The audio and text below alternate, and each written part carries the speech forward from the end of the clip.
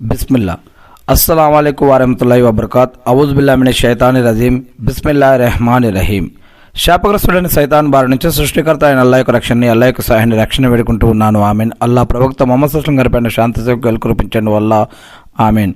ఖురాన్లోని 11వ సూర హూద్. ఈ యొక్క సూర అవతరణ మక్కాలో ఆయతులు 123. అరబ్బీలో ఉన్నటువంటి ఈ యొక్క ఖురాన్ గ్రంథాన్ని తెలుగులో ఉన్నది ఉన్నట్లుగా చదువుకోవడం జరుగుతూ ఉంది. ముందుగా అపార కరుణామయుడు పరమ కృపాశీలుడైన అల్లాహ్ పేరుతో ప్రారంభం. మొదటి వాక్యం నుంచి అలిఫ్ లామ్ రా. ఇది ఒక గ్రంథం. దీని వాక్యాలు నిర్దిష్టమైనవిగా చేయబడ్డాయి. అవి వివేచనాపరుడు, సర్వం ఎరిగినవాడు అయినటువంటి ఆ అల్లాహ్ తరపు నుంచి స్పష్టంగా విశదీకరించబడ్డాయి.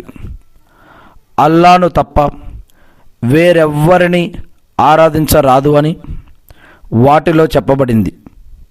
నేను ఆయన తరపున మిమ్మల్ని భయపెట్టేవాడిని, మీకు శుభవార్తను వినిపించేవాడిని.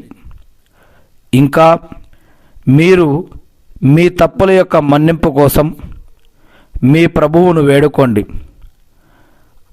తర్వాత పశ్చాత్తాపంతో ఆయన వైపుకే మరలండి.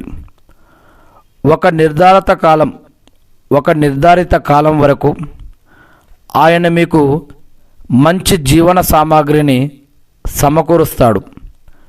ఎక్కువగా ఆచరణ చేసే ప్రతి ఒక్కరికి ఎక్కువ పుణ్యఫలం ప్రసాదిస్తాడు.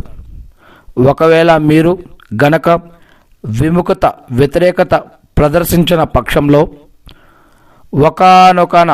ఒకానొక మహాదినాన మిమ్మల్ని చుట్టుముట్టే శిక్ష గురించి నేను భయపడుతున్నాను.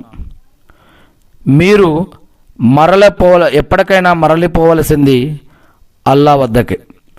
ఆయన అన్నింటిపై అధికారం కలవాడు. వారు తమ రహస్య గోప్య విషయాలను అల్లాహ్ నుండి రహస్యంగా పెట్టడానికి తమ రొమ్ములను ముడుచుకుంటున్నారు.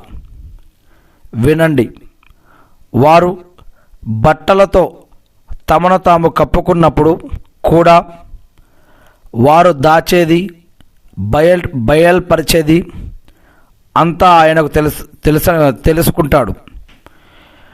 నిజంగా ఆయన గుండెల్లోని గుట్టును సైతం తెలిసినవాడు.